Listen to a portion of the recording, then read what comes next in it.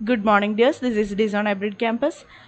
How to write SGVU online exam എന്നതാണ് നമ്മൾ ഇന്നത്തെ ക്ലാസ്സിൽ പറയാൻ പോകുന്നത്. എങ്ങനെയാണ് SGVU ഒരു ഓൺലൈൻ എക്സാം നമുക്ക് എങ്ങനെ എഴുതാം എന്നുള്ളതിൻ്റെ ഒരു ഡെമോ ആണ് നമ്മളിന്ന് പറയാൻ പോകുന്നത്. അപ്പോൾ ഫസ്റ്റ് നമ്മൾക്ക് തന്ന ലിങ്ക് നമ്മൾ ഓപ്പൺ ചെയ്യുമ്പോൾ നമ്മുടെ സ്ക്രീനിൽ ഇങ്ങനെയാണ് കാണുക.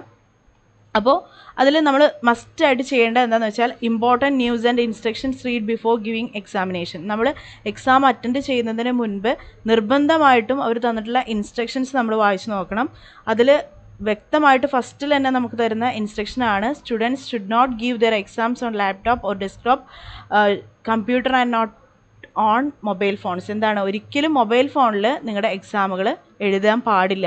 ലാപ്ടോപ്പിലോ ഡെസ്ക്ടോപ്പിലോ മാത്രമേ നിങ്ങളുടെ ഒരു കമ്പ്യൂട്ടർ ഡെസ്ക്ടോപ്പിലോ മാത്രമേ നിങ്ങളുടെ എക്സാം അറ്റൻഡ് ചെയ്യാൻ പാടുകയുള്ളൂ. അതിൻ്റെ കാരണം എന്താണെന്ന് വെച്ചാൽ മൊബൈൽ ഫോണിൽ നമ്മൾ എക്സാം അറ്റൻഡ് ചെയ്യുമ്പോൾ കോൾ വരികയോ അല്ലെങ്കിൽ എന്തെങ്കിലും ഇഷ്യൂ ഉണ്ടാവുകയോ ചെയ്തു കഴിഞ്ഞാൽ നമ്മുടെ സൈറ്റ് ഓട്ടോമാറ്റിക്കലി നമ്മുടെ സൈറ്റ് പോവും. അതുകൊണ്ട് തന്നെ നമ്മൾ മൊബൈൽ ഫോണിൽ നമ്മുടെ എക്സാമുകൾ എഴുതാൻ പാടില്ല.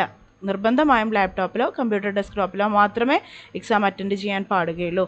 പിന്നെ അതുപോലെ തന്നെ നമ്മൾ എക്സാമിന് അറ്റൻഡ് ചെയ്യാൻ നമ്മൾ എക്സാം ലോഗിൻ ചെയ്ത് തുടങ്ങിക്കഴിഞ്ഞ് കഴിഞ്ഞാൽ ഒരിക്കലും മറ്റൊരു വിൻഡോയിലേക്ക് നമ്മൾ പോകരുത്. മറ്റൊരു വിൻഡോയിലേക്ക് പോയി കഴിഞ്ഞാൽ നമ്മുടെ എക്സാമിനേഷൻ്റെ വിൻഡോ ഓട്ടോമാറ്റിക്കായിട്ട് എന്ത് ചെയ്യും, അത് സബ്മിഷൻ പോകും. നമ്മുടെ എക്സാം എത്ര വരെയാണോ, നമ്മളിപ്പോൾ ഒരു ക്വസ്റ്റ്യനാണ് എഴുതിയെന്നുണ്ടെങ്കിൽ ആ ഒരു ക്വസ്റ്റ്യനായിട്ട് തന്നെ നമ്മുടെ സബ്മിഷൻ പോകും. അപ്പോൾ അത് ഒരിക്കലും മറ്റൊരു വിൻഡോയിലേക്ക് നമ്മൾ എക്സാം എഴുതുന്നതിൻ്റെ ഇടയിൽ പോകരുത്.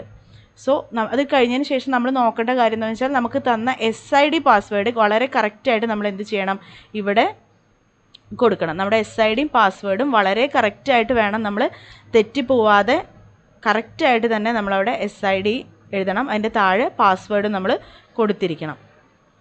പാസ്വേഡിൽ നമുക്ക് ക്യാപിറ്റൽ ലെറ്ററും സ്മോൾ ലെറ്ററും എല്ലാം ഉണ്ടായിരിക്കും. അതൊക്കെ നോക്കി വളരെ വൃത്തിയായിട്ട് ക്ലിയർ ആയിട്ട് വേണം നമ്മളത് ചെയ്യാനായിട്ട്. അപ്പോൾ SIDയും പാസ്വേഡും നമുക്ക് തന്നിട്ടുണ്ടായിരിക്കും, ഓൾറെഡി നമുക്ക് തന്നിട്ടുണ്ടായിരിക്കും. അതിനുശേഷം നമ്മളത് സൈൻ ഇൻ കൊടുക്കുകയാണ് ചെയ്യേണ്ടത്. ഓക്കെ, അപ്പോൾ നമ്മൾ സൈൻ ഇൻ കൊടുത്തു കഴിഞ്ഞ് കഴിഞ്ഞാൽ നമുക്ക് അടുത്ത നമ്മുടെ സ്ക്രീനിൽ ഇങ്ങനെയാണ് കാണുക. നമ്മുടെ എക്സാംസ് എന്നുണ്ടാവും. അവിടെ നമ്മൾ എന്ത് ചെയ്യണം, ഇവിടെ ഗോ എന്ന് കാണുന്നുണ്ടായിരിക്കും. അവിടെയാണ് നമ്മൾ ക്ലിക്ക് ചെയ്യേണ്ടത്. അവിടെ ക്ലിക്ക് ചെയ്യുന്ന സമയത്ത് നമുക്ക് നമ്മുടെ സബ്ജക്റ്റിൻ്റെ കോഡും നെയിമും അതിൻ്റെ കൂടെ ഉണ്ടാവും. അതുപോലെ തന്നെ പ്രോഗ്രാം കോഡ് ഉണ്ടായിരിക്കും, പ്രോഗ്രാമിൻ്റെ നെയിം ഉണ്ടായിരിക്കും, നമ്മുടെ സെമസ്റ്റർ ഏതാണ് അതുണ്ടായിരിക്കും, എക്സാമിൻ്റെ ടൈം ഉണ്ടായിരിക്കും, എക്സാമിൻ്റെ ഡ്യൂറേഷനും ഉണ്ടായിരിക്കും.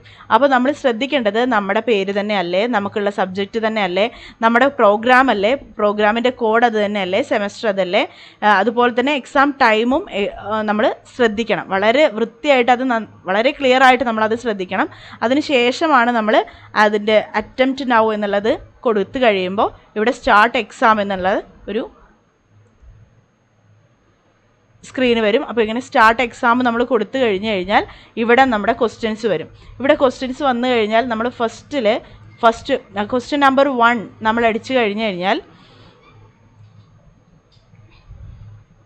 ക്വസ്റ്റ്യൻ നമ്പർ 1 ഇതടിച്ചു കഴിഞ്ഞ് കഴിഞ്ഞാൽ ഇങ്ങനെയാണ് നമ്മുടെ ക്വസ്റ്റ്യൻസ് വരിക. ഇതിൽ 4 ഓപ്ഷൻസ് ഉണ്ടായിരിക്കും. ഈ 4 ഓപ്ഷൻസിൽ നമ്മൾ ഏതെങ്കിലും ഒരു ഓപ്ഷനാണ് നമ്മൾ ക്ലിക്ക് ചെയ്യേണ്ടത്. ഇത് ക്ലിക്ക് ചെയ്തതിന് ശേഷം നിർബന്ധമായും നിങ്ങളിവിടെ സേവ് ആൻഡ് നെക്സ്റ്റ് അടിച്ചിരിക്കണം. ഈ സേവ് ആൻഡ് നെക്സ്റ്റ് കൊടുത്തതിന് ശേഷം മാത്രമേ നമ്മൾ അടുത്ത ക്വസ്റ്റ്യനിലേക്ക് പോകാൻ പാടുകയുള്ളൂ. ഒരിക്കലും ഡയറക്റ്റ് ആയിട്ട് രണ്ടാമത്തെ ക്വസ്റ്റ്യനിലേക്ക് പോകരുത്. അങ്ങനെ പോയി കഴിഞ്ഞാൽ നമ്മുടെ ആൻസർ അവിടെ സേവ് ആവില്ല. നമ്മൾ ഫസ്റ്റത്തെ ആൻസർ ചെയ്ത് കഴിഞ്ഞാൽ സേവ് ആൻഡ് നെക്സ്റ്റ് കൊടുക്കുക, ദെൻ രണ്ടാമത്തെ ആൻസറിലേക്ക് പോവുക, അതിനുശേഷം വീണ്ടും സേവ് ആൻഡ് നെക്സ്റ്റ് കൊടുക്കുക, മൂന്നാമത്തെ ആൻസറിലേക്ക് പോവുക. അങ്ങനെയാണ് ഈ 52 ക്വസ്റ്റ്യൻസ് നമ്മൾ അറ്റൻഡ് ചെയ്യേണ്ടത്.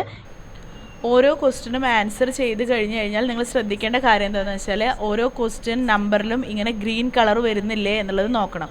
ആ ഗ്രീൻ കളർ വരുന്നതിൻ്റെ അർത്ഥം നിങ്ങൾ ആ ആൻസർ എഴുതി സബ്മിറ്റ് ചെയ്തു എന്നുള്ളതാണ്.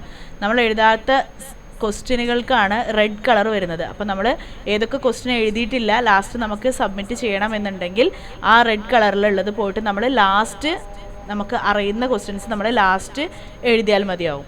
പിന്നെ നമ്മൾ ശ്രദ്ധിക്കേണ്ട കാര്യം എന്താണെന്ന് വെച്ചാൽ 42 ക്വസ്റ്റ്യൻസിൽ 3 ക്വസ്റ്റ്യൻസ് വരുന്നത് എസ്സേ ടൈപ്പ് ക്വസ്റ്റ്യൻസ് ആണ്. 49 ക്വസ്റ്റ്യൻസ് വരെയാണ് MCQ ടൈപ്പ് ക്വസ്റ്റ്യൻസ് വരുന്നത്. 50, 51, 52 ക്വസ്റ്റ്യൻസ് ആ 3 ക്വസ്റ്റ്യൻസും എന്തായിരിക്കും, എസ്സേ ടൈപ്പ് ക്വസ്റ്റ്യൻസ് ആയിരിക്കും. അപ്പോൾ അത് നിർബന്ധമായിട്ടും നമ്മൾ അറ്റൻഡ് ചെയ്യേണ്ടതാണ് കേട്ടോ. ഈ 3 ക്വസ്റ്റ്യൻസും എസ്സേ ടൈപ്പ് ക്വസ്റ്റ്യൻസ് ആണ്. ബാക്കിയുള്ള 49 ക്വസ്റ്റ്യൻസും MCQ ടൈപ്പ് ക്വസ്റ്റ്യൻസ് ആയിട്ടായിരിക്കും വരിക. അങ്ങനെ ടോട്ടൽ 52 ക്വസ്റ്റ്യൻസ് ആണ് നിങ്ങൾക്ക് ഉണ്ടാവുക. അപ്പോൾ നിർബന്ധമായിട്ടും ശ്രദ്ധിക്കേണ്ട കാര്യം എന്താണെന്ന് വെച്ചാൽ സേവ് ആൻഡ് നെക്സ്റ്റ് നിർബന്ധമായിട്ടും കൊടുത്തിരിക്കണം. ഓക്കെ, നിങ്ങൾ സേവ് ആൻഡ് നെക്സ്റ്റ് കൊടുത്തു കഴിഞ്ഞ് കഴിഞ്ഞാൽ ലാസ്റ്റ് നിങ്ങൾ ഫിനിഷ് കൊടുക്കണം.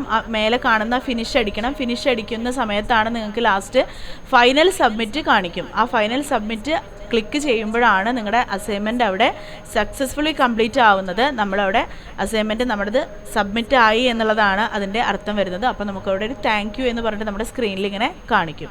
സോ ഇങ്ങനെയാണ് SGVൻ്റെ ഓൺലൈൻ എക്സാം നമ്മൾ എഴുതേണ്ടത്. So thank you.